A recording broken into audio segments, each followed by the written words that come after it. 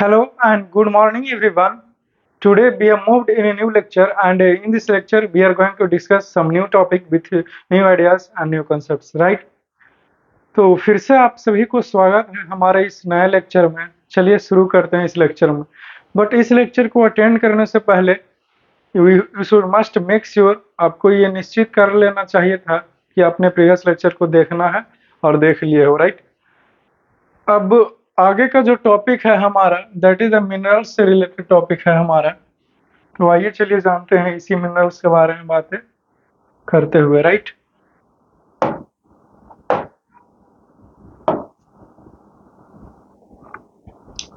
Minerals, this is your topic, minerals. Okay, let me. देखिए, minerals के बारे में आपको जो चीजें बतानी चाहिए, जो चीजें आपको समझानी चाहिए, वो हर एक बात, वो हर एक टॉपिक, हर एक पॉइंट्स मैंने यहाँ पे लिख रखा है यहाँ तक। इसीलिए आपको चिंता करने की कोई जरूरत नहीं है। आप बस देखते जाइए, आपको स्वयं समझ में आ जाएगा हर एक चीज, राइट?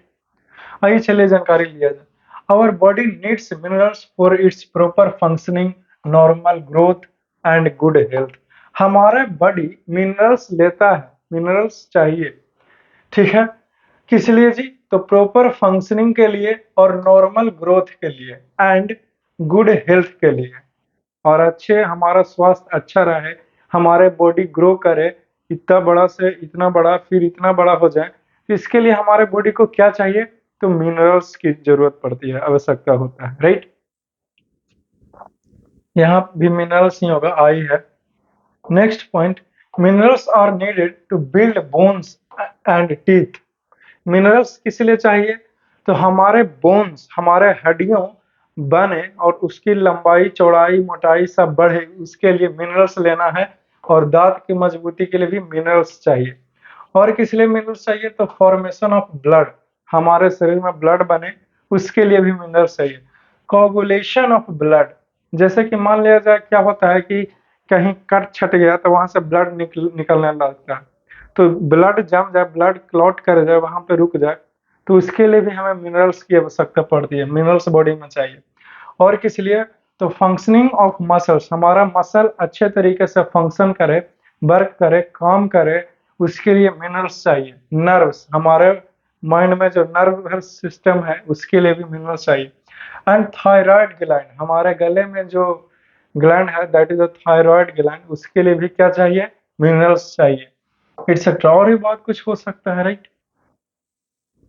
नेक्स्ट लिखा हूं, minerals are needed in our body in small amounts. Minerals हमें बहुत ज्यादा नहीं चाहिए, बस थोड़ा मात्रा में, छोटे से अमाउंट में ही हमारे शरीर में मिनरल्स चाहिए, उसी से हर एक चीज हो जाएगा, कोई दिक्कत वाली बात नहीं है। नेक्स्ट पॉइंट है, some of the important minerals needed by our body are. हमारे शरीर के द्वारा कुछ इम्पोर्टेंट मिनरल्स का नाम मैंने लिख रखा है जो हमारे बॉडी को चाहिए।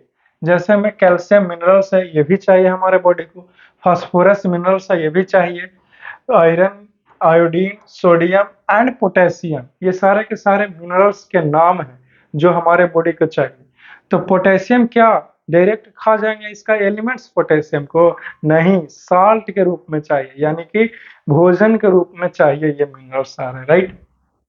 नेक्स्ट लिखा हूं कि दीज मिनरल्स, ये सारे मिनरल्स जो है वो यूज्ड बाय आवर बॉडी, हमारे शरीर के द्वारा इस्तेमाल किया जाएगा in the form of their salt, salt के रूप में, मतलब भोजन के रूप में।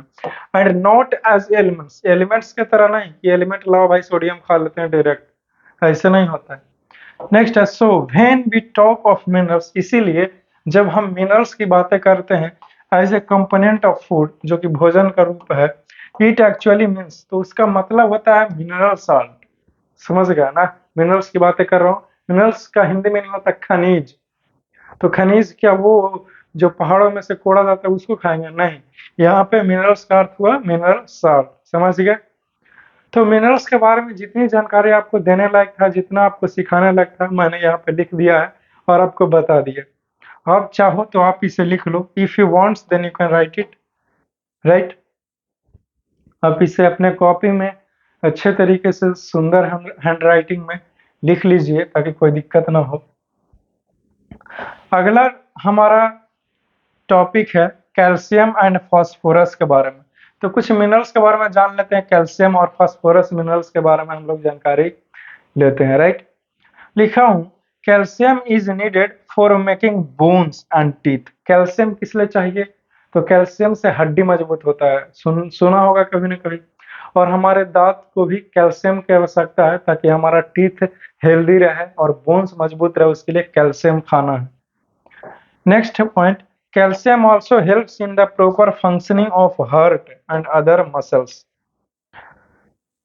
तो समझ रहे हो हमारी बात? एक मिनट।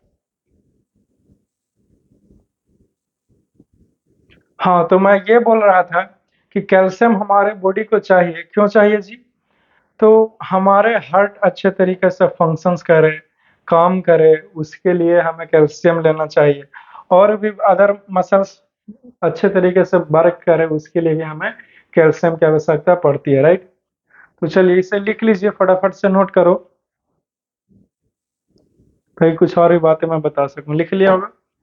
आगे बढ़ते हैं, आगे बढ़ जाऊं? चलो, ये आ गए नेक्स्ट पेज पे हम लोग। अब इसको ध्यान से देखो।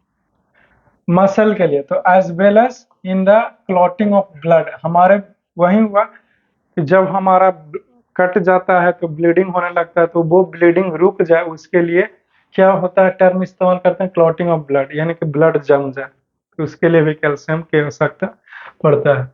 Next point, children need more calcium than adults in comparison to their body weight. देखिए, बच्चों को सबसे ज्यादा कैल्शियम की आवश्यकता पड़ती है, अगर उसका बॉडी वेट की मैं बातें करूं तो। देखिए, एक छोटा बच्चा है, उसका अभी बोन्स, उसका मसल्स अभी क्या है जी, ग्रोथ करेगा, बड़ा होगा, हड्डी को भी लंबा होना, स्ट्रिच होकर के उसका मसल्स मास भी बढ़ेगा, तो उसके लिए कैल्शियम चाहिए। लेकिन कोई अगर जवान व्यक्ति है, ठीक है, तो उसका पहले से ही बड़ा है, बड़ा हो गया है, हड्डी जितना बढ़ना चाहिए था हाथ का बढ़ चुका है। लेकिन छोटा बच्चा को अभी बढ़ेगा, तो जिसको बढ़ेगा उसको ना ज्यादा चाहिए कैल्शियम, और हमारा तो बढ़ ही गया है, तो हमें क्या है, हमें कम भी मिलेगा तो भी काम चल जाएगा। तो इस चीज को समझिए कि छोटे बच्चे को ही कैल्शियम ज्यादा देना चाहिए और बड़े को ही कम मिले तो कोई दिक्कत वाली बात ना है। समझ रहे हो पॉइंट को? बिकॉज क्यों, दे ग्रो फास्ट, क्योंकि जो बच्चे हैं वो जल्दी से ग्रो करेगा, and their bones and teeth भी, दांत भी, हड्डियां भी बढ़ेंगे, और to be made largely from calcium salts, तो उसको जो है वो बड़ा होने लगेगा कैल्शियम साल्ट का इस्तेमाल करके, right. Next point, some of the food which are good sources of calcium are. देखिए, कुछ भोजन का नाम यहाँ पे लिख दिया हूँ ताकि आपको पता चले कि कुछ कुछ ऐसे भी भोजन है जिसमें कैल्शियम भरपूर मात्रा में है, यानी कि अगर वो लेते हो तो तुमको कभी कैल्शियम की कमी नहीं होगी बॉडी में। जैसे में कौन सा भोजन, सबसे पहले मिल्क है, फिर चीज हो गया, एग्स अंडा हो गया, ग्रीन लीफी वेजिटेबल्स हो गए, फिश हो गया, एक्सेट्रा। तो ये सारे के सारे क्या हैं जी? तो ये सारे के सारे, इसमें कैल्शियम पाया जाता है। खूब खाओ दबा के और खूब हड्डी मजबूत करो, कोई दिक्कत वाली बात ना होगी, right. Next point, wheat and rice contain very little of calcium. लेकिन अगर हम लोग बात करें गेहूं की और चावल का, तो उसको में भी कैल्शियम होता है, लेकिन बहुत ही कम मात्रा में होता है, यानी कि थोड़ा सा मात्रा में होता है कैल्शियम, राइट। लेकिन होता है, तभी तो हमारा ओवरऑल बॉडी ग्रोथ बढ़ता है। भात और गेहूं को का जो आटा है, राइट, आटे चावल को खाते हैं तो भी हमारा बॉडी ग्रो करता है, इसीलिए ग्रो करता है क्योंकि उसमें भी थोड़ा मात्रा में होता है कैल्शियम, राइट। अब देखिए, अब यहाँ पे मैंने एक लाइन छोड़ करके नीचे फास्फोरस के बारे में बताया है, तो आप भी एक लाइन कॉपी में छोड़ देना और फिर लिखना, ताकि पता चले कि अब फास्फोरस के बारे में कहानी लिखा जाएगा। तो फास्फोरस के बारे में जो कुछ भी चीजें इंपॉर्टेंट लगा मुझे, मैंने यहाँ पे लिख रखा है आपके लिए, राइट। आइए चलिए जानते हैं।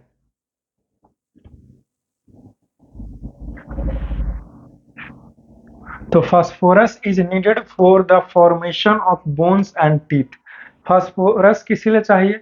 तो बोन्स का निर्माण होने के लिए और दांत का निर्माण होने के लिए, दांत बने, दांत ग्रो करे और बोन्स भी ग्रो करे, उसके लिए हमें फास्फोरस की आवश्यकता पड़ती है या फिर फास्फोरस लेना चाहिए। नेक्स्ट है some of the sources of phosphorus in our food are. देखिए हमारे भोजन में ऐसे बहुत सारे फूड मटेरियल्स हैं जिसमें फास्फोरस पाया जाता है। तो वो कौन कौन से फूड है जिसमें फास्फोरस पाया जाएगा, या फिर जिस फूड को खाएंगे तो फास्फोरस की कमी हमारे बॉडी में नहीं होगा। तो सबसे पहले मिल्क, पील मिलेट यानी कि बाजरा में फास्फोरस होता है, बनाना में भी फास्फोरस है, पल्सेस में यानी कि दाल में भी फास्फोरस है, और ग्रीन लीफी वेजिटेबल्स में भी क्या होता है, फास्फोरस होता है। नेक्स्ट पॉइंट है milk is one food item which contains both calcium and phosphorus. Milk एक ऐसा एक ऐसा चीज है, यहाँ पे फुल स्टॉप नहीं है। तो मिल्क एक ऐसा फूड मटेरियल्स है जिसमें कैल्शियम भी पाया जाता है और फास्फोरस भी पाया जाता है, मिनरल्स, ठीक है, इन गुड अमाउंट्स, अच्छे खासा होता है। सो इसीलिए we should drink milk daily to get a strong bones and teeth. इसीलिए हम लोगों को डेली जो है वो मिल्क का सेवन करना चाहिए, मिल्क पीना चाहिए, ताकि हमारा बोन्स स्ट्रॉन्ग रहे, हमारे दांत मजबूत रहे। इसके लिए दूध पीना है, राइट। तो कोई पी सकते हैं दूध, बच्चे बूढ़े जवान दूध पीजिए, खूब पीजिए दूध, मैं तो यही कहता हूँ, राइट। दवा के लो।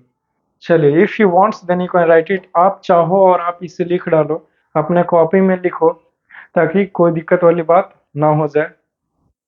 चलिए लिख रहे हैं, आगे बढ़ जाए ना। चलो वेरी गुड, अब आगे चलते हैं।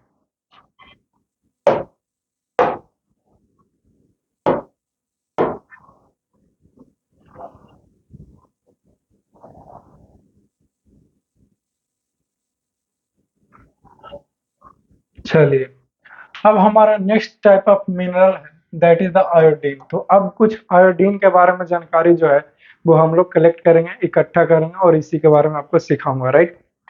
देखिए, देयर है there is a thyroid gland situated in the neck of our body. हमारे शरीर के गले में, ठीक है, हमारे शरीर के कौन सा पार्ट में, गला में थायराइड नाम का ग्लैंड पाया जाता है, ठीक है जी। Next point, iodine is essential for the proper functioning of the thyroid gland, which controls the growth of the body. देखिए, आयोडीन बहुत आवश्यक है, प्रॉपर तरीके से थायराइड ग्लैंड काम करे, वर्क करे, उसके लिए आयोडीन खाना चाहिए, आयोडीन लेना है जी, ठीक है जी। और थायराइड ग्लैंड जो है वो हमारे बॉडी का ग्रोथ को कंट्रोल करता है, कि कितना लंबा होना चाहिए, कितना क्या होना चाहिए, बॉडी ग्रोथ को कंट्रोल करता है ये थायराइड ग्लैंड, समझिए। Next point, iodine helps thyroid gland to make a hormone. Iodine जो है वो थायराइड ग्लैंड को मजबूर करता है या फिर सिग्नल देता है कि तुम जो हो वो बनाओ, एक स्पेशल टाइप का हार्मोन बनाओ, विच कंट्रोल ग्रोथ, जो क्या करता है, तो हमारे शरीर का ग्रोथ को कंट्रोल करता है। तो ऐसा हार्मोन कौन बनाता है, तो थायराइड ग्लैंड बनाता है। किस चीज का इस्तेमाल करके बनाता है, तो आयोडीन का इस्तेमाल करके थायराइड ग्लैंड एक हार्मोन बनाता है जो हमारे बॉडी के ग्रोथ को कंट्रोल करता है, right. Next point, the various sources of iodine in our food are. हमारे भोजन में ऐसे बहुत सारे फूड मटेरियल्स हैं जिसमें आयोडीन पाया जाता है, जैसे में सी फूड लाइक सी फिश। तो समुद्री मछली में भी आयोडीन पाया जाता है, क्योंकि समुद्र का पानी खारा है इसलिए। फल में भी आयोडीन पाया जाता है, वेजिटेबल्स में भी आयोडीन पाए जाते हैं। कॉमन साल्ट यानी कि टेबल साल्ट, जो घर में नमक खाते हैं उसमें भी आयोडीन पाया जाता है। तो नमक से आयोडीन की पूर्ति हो जाती है, कोई दिक्कत नहीं है। Next point, iodine is also present in drinking water. हमारे पीने का पानी में भी आयोडीन रहता है, at most of the places accept in hilly areas. बहुत सारे जगहों पर आयोडीन पाया जाता है पानी में, खारा पानी है तो क्या ही कहना, उसमें तो पाया जाएगा ही। और भी बहुत तरह तरह के वाटर होते हैं अलग अलग प्रकार के, तो उसमें कुछ कुछ में आयोडीन पाया जाते हैं, लेकिन हिली एरियाज में कम पाया जाता है, राइट। ये आपको ध्यान में रखना है। चलिए, if you wants then you can write it. आप चाहो और आप इसे लिख डालो अपने कॉपी में। चलिए, अपने कॉपी में फटाफट से इसे नोट करो ताकि मैं कुछ और भी आपको आगे सिखा सकूं, है कि नहीं? चलिए, अब आयरन के बारे में जानकारी दे रहा हूँ। Iron is needed to make a haemoglobin present in red cells which carries haemo. Iron जो है वो जरूरी है, किस लिए? To make haemoglobin. हेमोग्लोबिन बनाने, हमारे बॉडी में हेमोग्लोबिन ग्लोबिन कब बनेगा? जब आयरन हमारे बॉडी में को मिलेगा, ठीक है, जो प्रेजेंट रहता है रेड सेल्स में। रेड सेल्स में हेमोग्लोबिन प्रेजेंट रहता है, और हेमोग्लोबिन कब बनेगा? जब आयरन का पूर्ति हमारे शरीर को होगा तब, ठीक है, रेड सेल्स में। Which carries oxygen from the lungs to the body parts. Haemoglobin जो है वो ऑक्सीजन को कैरी करता है हमारे लंग्स से हर एक बॉडी पार्ट्स में। ऑक्सीजन को ले जाने का काम कौन करता है? तो ये हेमोग्लोबिन करता है, ठीक है। अगला पॉइंट है, iron is used by our body in the form of iron salts. ठीक, वही वाली बात है कि आयरन जो है वो जो डायरेक्ट नहीं लेते हैं, बल्कि उसको आयरन साल्ट के रूप में लेते हैं, यानी कि भोजन के रूप में लेते हैं, right. And not as iron elements, iron elements के रूप में नहीं लेते हैं, है कि नहीं? ठीक है। Next point, some of the sources of iron in our food are. देखिए, हमारे भोजन में इतने प्रकार के भारत में भोजन है कि उसमें अलग अलग vitamin, minerals, proteins, nutrients, micro nutrients, ये सारे के सारे आइटम्स जो है वो पाया जाता है, राइट।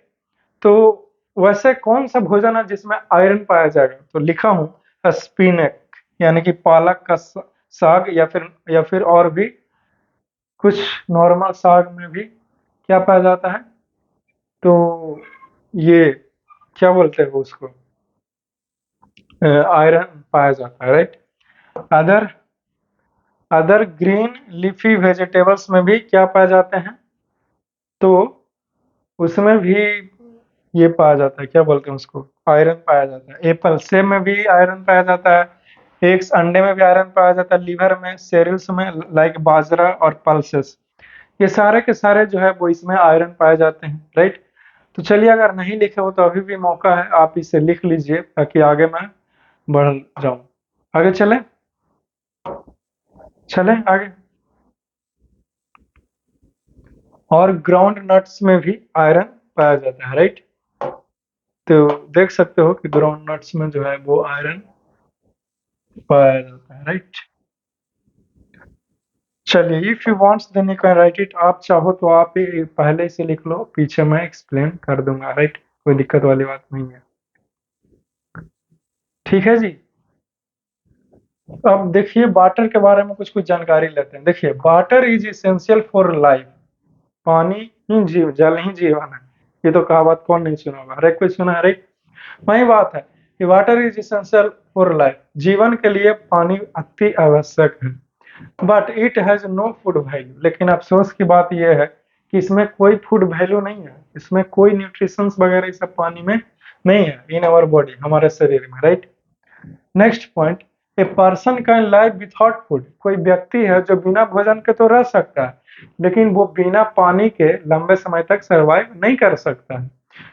फॉर सेवरल वीक्स, बिना भोजन के वो कुछ हफ्ते रह सकता है, but die in few days without water. लेकिन बिना पानी के कुछ ही दिनों में वो मर जाएगा। बिना भोजन के कुछ हफ्ते तक रहेगा, ठीक है, जिंदा रहेगा, लेकिन कुछ ही दिनों में मर जाएगा बिना पानी के। तो ये इंपॉर्टेंट है वाटर का, राइट। नेक्स्ट है, water provides a liquid in which other substances can dissolve and move with in the body. Water जो है वो हमारे शरीर को लिक्विड प्रदान करता है, क्योंकि वाटर लिक्विड ही है, और जिसमें बहुत अलग अलग तरह तरह के जो इसेंशियल न्यूट्रिशन है वो उसमें घुल करके हमारे बॉडी पार्ट्स में हर एक जगह अच्छे से पहुंचता है, और उसे एनर्जी मिलता है हमारे शरीर को, ताकि वर्क कर सके, कार्य कर सके। नेक्स्ट है, water is needed by our body. हमारे शरीर के द्वारा पानी क्यों चाहिए, किस लिए इंपॉर्टेंट है? तो लिखा हूं पहला point, to transport digested food to the body cells. हमारे पेट में भोजन गया और वहां डाइजेस्ट हुआ, पचा, तो हमारे हर एक बॉडी पार्ट्स के पास जाएगा, तभी तो हमें एनर्जी मिलेगा, राइट? नहीं तो ऐसे कैसे मिलेगा एनर्जी? तो ये कौन काम करेगा? तो ये वाटर करता है। डाइजेस्टेड फूड को हमारे पूरे बॉडी पार्ट्स में ले जाने का कार्य वाटर ही करता है, ट्रांसपोर्ट का कार्य। नेक्स्ट है to transport important chemicals such as hormones around the body. Hormones को भी ढोने का कार्य करता है ये वाटर हमारे शरीर में एक जगह से दूसरे जगह। नेक्स्ट है to get rid of waste products from the body. हमारे शरीर से वेस्ट प्रोडक्ट को निकालने के लिए पानी की आवश्यकता पड़ता है, राइट? नेक्स्ट है to control and regulate the temperature. ये पॉइंट समझा कि हमारे to get rid of waste products from the body, हमारे शरीर से वेस्ट मटेरियल को निकालने में वाटर हेल्प करता है। कैसे? देखो, पसीने के रूप में वेस्ट मटेरियल निकाल रहा है, तो टॉयलेट के रूप में भी वेस्ट मटेरियल जो है वो निकल जाता है हमारे बॉडी से। तो पानी मदद करता है ना वेस्ट मटेरियल को बाहर फेंकने में, राइट? और चौथा पॉइंट है to control and regulate the temperature of the body. हमारे शरीर का टेम्परेचर को कंट्रोल करने में पानी सहायता करता है। देखिए कैसे, कोई लड़का हमसे पूछेगा कि सर कैसे आप बोल रहे हैं कि वाटर जो है वो हमारे शरीर के टेम्परेचर को कंट्रोल करता है, मेंटेन करके रखता है। तो देखिए, हमारे शरीर से पसीना निकला, ठीक है? अब पसीना क्या यहीं पर रह जाता? नहीं रहता है। कुछ देर के बाद देखिएगा कि सूख गया, यानी कि वो पसीना जो है वो वेपर बन के उड़ गया। तो वेपर कैसे बना? तो हमारे शरीर से ही वो एनर्जी लेता है, और एनर्जी ले करके एनर्जी लिया तो हमारे शरीर पर एनर्जी घट जाएगा कि नहीं घट जाएगा? एनर्जी ले करके वेपर बन के उड़ गया, तो एनर्जी लिया कहाँ से? हमारे शरीर से। तो हमारा शरीर एनर्जी खो दिया, यानी कि हीट लिया है, क्योंकि हीट करते हैं तभी तो खौलता है पानी और वेपर बन के उड़ जाता है। तो हीट लिया तो हमारा शरीर ने हीट को लूज कर दिया ना जी, लूज कर दिया ना। लूज कर दिया मतलब लॉस कर दिया, घटा सहा है ना। तो घटा सहा है तो हमारे बॉडी का टेम्परेचर डाउन हो जाएगा, कम हो जाएगा। तो ये कम हो गया। तो देख रहे हो गर्मियों के दिनों में किस प्रकार से पसीना निकाल के हमारा बॉडी जो है वो क्या करता है? तो हमारे बॉडी टेम्परेचर को मेंटेन करके रखता है, राइट? चलिए, हो गया ये सारी बातें। अगला पॉइंट है water dissolve the digested food which then passes into blood. Water क्या करता है? डाइजेस्टेड फूड को डिजोल्व करता है। मुझे पता है कि ऐसा क्यों हो रहा है। ये वहां पे ना टाइमिंग सेट किए हुए हैं कि अगर डिस्प्ले को नहीं टच करूंगा ना कुछ 5 मिनट 10 मिनट तक लगता, तो वो वहां से ऑटोमेटिक बंद हो जाएगा, इसीलिए ऐसा हो रहा है। अब लेक्चर छोड़ करके तो जा नहीं सकते, इसलिए sorry for this moment. Okay, कोई नहीं, आइए चलिए देखते हैं। Which then passes into blood, blood में जो है वो चला जाता है, राइट? तो हो गया ये सारा का सारा। अगर अभी भी नहीं लिखे हो तो मैं आपके स्क्रीन से साइड हट गया हूँ, आप जो है वो इसे अच्छे तरीके से लिखिए, अच्छे तरीके से लिखो और चीजों को बेहतर से बेहतर तरीके से समझने का प्रयास करो, राइट? चलें फिर आगे बढ़े। चलो जी, देखिए ये सारा का सारा जो पॉइंट है वो वाटर से रिलेटेड है, यानी कि वाटर के बारे में आपको समझाने का प्रयास किया हूँ, राइट? कहीं भी रखूँ छपेगा। चलो ठीक है, वाटर के बारे में बता रहा हूँ कि water present in blood transport और कैरीज द डाइजेस्टेड फूड। जो वाटर हमारे ब्लड में मौजूद है वो क्या वो ट्रांसपोर्ट करता है, यानी कि वो कैरीज करता है, यानी कि वो ढोने का कार्य करता है, डाइजेस्टेड फूड को ढोने का कार्य करता है। To each and every cell in all the parts of the body. हम जो वाटर प्रेजेंट है हमारे ब्लड में वो डाइजेस्टेड फूड को ढोने का कार्य करता है, एक जगह से दूसरी जगह ले जाता है हमारे बॉडी में। कौन ऐसा करता है? वाटर, जो कहाँ मौजूद है? ब्लड स्ट्रीम में, right? Next point, water also dissolve waste products of the body so that they can be removed through urine and sweet, पसीना। पानी जो है वो वेस्ट मटेरियल, यानी कि हमारे शरीर में बेकार वाली जो चीजें हैं उसको भी वाटर अपने में घुला लेता है। किस लिए घुला लेता है? ताकि उसको बाहर निकाल सके, टॉयलेट के रास्ते से चाहे पसीने के रास्ते से वेस्ट मटेरियल्स को बाहर हमारे शरीर से त्याग कर सके, निकाल सके, right. Next point, water controls and regulate the temperature of our body by the process of sweating and evaporation. Water जो है वो हमारे शरीर को क्या करता है, का जो हमारे शरीर का जो टेम्परेचर है इसको मेंटेन करता है, इसको कंट्रोल करके रखता है। कैसे? तो बाय स्वेटिंग, पसीना निकाल करके और फिर उस पसीना को इवेपोरेट करके। पसीना हमारे बॉडी पर आता है, आ रहा है, और कुछ देर के बाद देखिएगा कि ये सूख गया यहाँ पे स्किन, यानी कि पसीना वेपर बन के उड़ गया हवा में, ठीक है।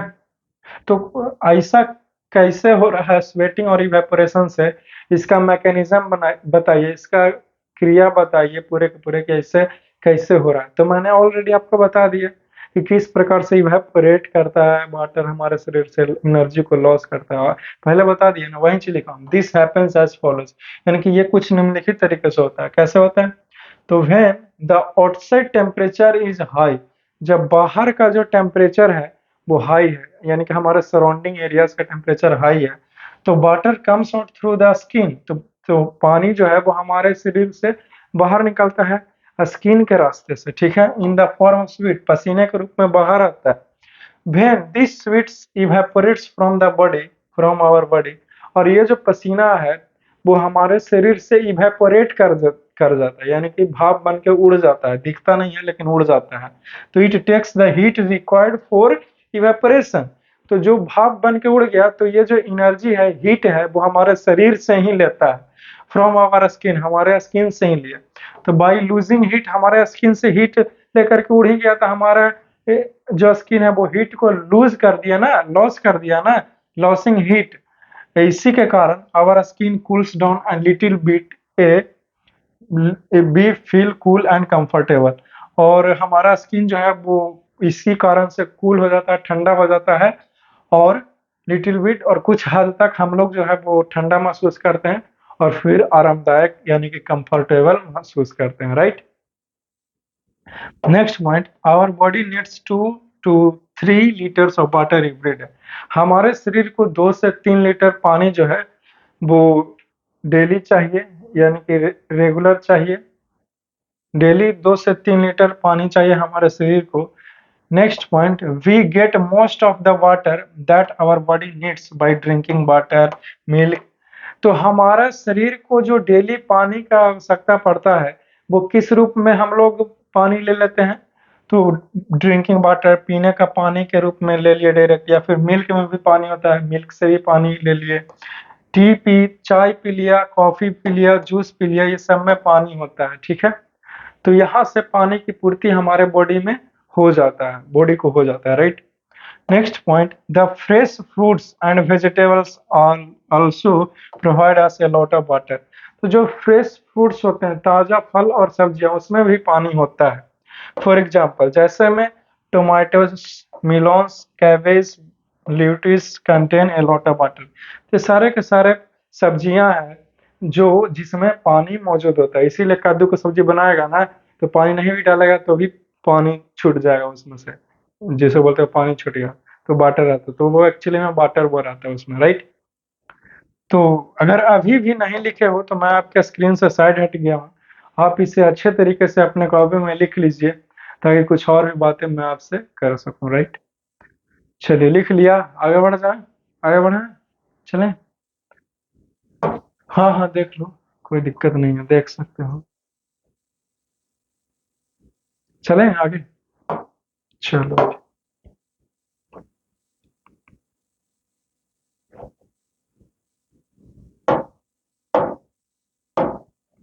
अब देखिए, अब कुछ कुछ टर्म है, कुछ शब्द है जिसका मतलब आपको पता होना चाहिए आगे का टॉपिक पढ़ने से पहले, इसीलिए मैं यहाँ पे लिखा रहा हूँ।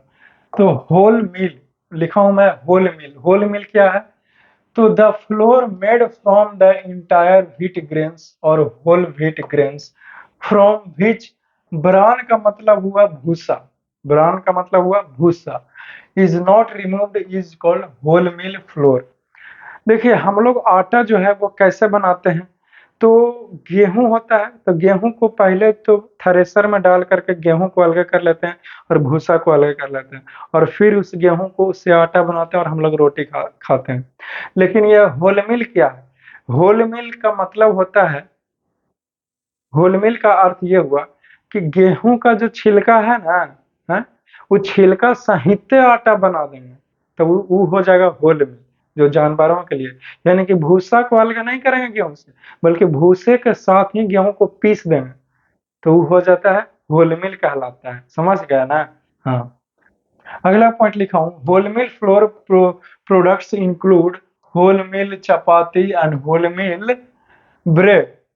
ठीक है? जैसे कि आटा से, यानी कि फ्लोर, तो फ्लोर से बना हुआ चपाती को फ्लोर चपाती कहेंगे, फ्लोर ब्रेड कहेंगे। इसी प्रकार से होल मिल से बना हुआ ब्रेड को होल मिल ब्रेड कहा और होल मिल चपाती कहा, राइट। अब देखिए एक टर्म आता है फीसेस, तो फीसेस क्या है? The best matter remaining in our body after the food has been digested is called faeces. तो जो हमारा बॉडी ने खाया पिया, तो उसका जो विटामिन मिनरल्स था उसका इस्तेमाल कर लिया, और जो सिट्ठी बच गया, जो लैट्रिन के रास्ते बाहर कर देते हैं, वही फीसेस कहलाता है, उसी को फीसेस बोलते हैं। लिखा हूँ, we discharge faeces when we go to toilet. जब हम लोग टॉयलेट जाते हैं उसको डिस्चार्ज कर देते हैं, क्योंकि उसका कोई काम नहीं हमारे शरीर में। नेक्स्ट है कॉन्स्टिपेशन। कॉन्स्टिपेशन क्या होता है? The difficulty in discharging hardened faeces from the body is called constipation. कई बार क्या होता है कि जब हम लोग लाइटिंग करना चाहते हैं, तो वो लाइटिंग जो है वो हमारे बॉडी में सूख जाता है, मोटा हो जाता है, कड़ा हो जाता है, तो लाइटिंग करने में बहुत दिक्कत होता है, प्रेशर दे रहे हैं, आ ही नहीं रहा है बाहर, तो उसी को कॉन्स्टिपेशन कहते हैं, राइट। कभी कभी हो जाता है। कॉन्स्टिपेशन इज नोन एज कब्ज इन हिंदी। हिंदी में कॉन्स्टिपेशन को क्या बोलते हैं? कब्ज बोलते हैं। ये सब सारा पॉइंट हो गया, इम्पोर्टेंट है। अगर आप चाहो तो अपने कॉपी में इसे लिख डालिए, राइट। चलो इसे लिख लो जल्द से जल्द। आगे बढ़े, चलें फिर आगे, आगे चलें। चलो जी, चलो भाई। देखिए यह एक लास्ट, एक एक लास्ट लास्ट सा टॉपिक है, ये लास्ट टॉपिक है, ठीक है। देखिए टॉपिक है हमारा रफेज डाइटरी फाइबर। रफेज को ही डाइटरी फाइबर का है, तो रफेज के बारे में बता रहा हूँ। Roughage is the fibre matter in food which can not be digested. Roughage food materials में ऐसा है जिसको हम लोग पचा नहीं सकते हैं, जानवर लोग खा सकता है, ठीक है, लेकिन कुछ कुछ है जो खा सकते हैं। Roughage is mainly made of an indigestible carbohydrate called cellulose, जो cellulose which is present in plant cell walls। Roughage जो है वो किस चीज से बना है? तो इनडाइजेस्टिबल कार्बोहाइड्रेट से बना है, जिसको हम लोग सेलुलोस कहते हैं। तो रफेज में क्या रहता है सबसे ज्यादा? तो सेलुलोस रहता है। और सेलुलोस कहाँ पाया जाता है? तो प्लांट के सेल वॉल में, प्लांट सेल वॉल में या फिर प्लांट के सेल वॉल में सेलुलोस पाया जाता है, जो क्या है? जो इनडाइजेस्टिबल कार्बोहाइड्रेट है, ठीक है, और उसी को हम लोग रफेज बोल दिए हैं। नेक्स्ट है, roughage is also called dietary fibre. Roughage को ही डाइटरी फाइबर कहते हैं। डाइटरी फाइबर मीन्स क्या हुआ? Fibre which can be eaten, वैसा फाइबर जिसको हम लोग खा सकते हैं, इसीलिए हमने उसको कहा डाइटरी फाइबर्स का नाम दिए हैं, राइट, ऑब्वियसली यस। अब अगला पॉइंट है, ये नीचे हो जाएगा, पता नहीं यहीं पे कैसे लिख दिया। Some of the good sources of roughage are, जिसमें रफेज पाया जाता है। गुड सोर्सेस, यहाँ पे ध्यान दो, गुड सोर्सेस यानी कि रफेज का अच्छा स्रोत, गुड सोर्सेस जिसे हम लोग खा सकते हैं, वो क्या क्या है? फ्रूट्स है, वेजिटेबल्स है, व्होल मील है, व्होल मील फ्लोर प्रोडक्ट्स, उससे बने हुए कुछ भी फ्लोर प्रोडक्ट्स। देख सकते हो फिगर से, fruits and vegetables are good sources of roughage in our food. हमारे भोजन में सबसे अच्छा मात्रा, जो भोजन सबसे अच्छा भोजन है जिसमें रफेज पाया जाता है, तो वो है फ्रूट्स, फल और वेजिटेबल्स है, इसमें पाया जाता है, राइट। जो कि आप देख सकते हो कुछ इस प्रकार से, ये फूल गोभी है, इस प्रकार से आप देख सकते हो, ल्यूटिस है, ठीक है जी, टमाटर हो गया, है कि नहीं। और इधर देख सकते हो अनार वगैरह ये सब कुछ है ऐसे ही, तो यहाँ से भी प्राप्त किया जा सकता है। चलिए, if you wants then you can write it, आप चाहो और आप इसे लिख डालो, राइट। चलिए लिख लीजिए। चलो लिख लिया। चलो वेरी गुड। चलो कहाँ गया, बाहर से आ जाओ जी, आ जाओ तुम लोग सब। तो ठीक है, बहुत सारी बातें मैंने इस लेक्चर में किया है, तो जो कुछ ये पढ़ाता हूँ उसको अच्छे से पढ़िए, उसको अच्छे से समझने का प्रयास कीजिए। एक बार में समझ में नहीं आता है तो उसको वीडियोस को पीछे करके फिर से देख लिया करिए, ताकि कहीं भी कंफ्यूजन ना रहे किसी प्रकार से, राइट। तो ठीक है डियर, बहुत सारी बातें करूंगा नेक्स्ट वीडियोस में, नेक्स्ट लेक्चर में। तब तक के लिए ऐसे ही मुस्कुराते रहिए, हंसते हुए रहिए। Love you all, see you soon, take care.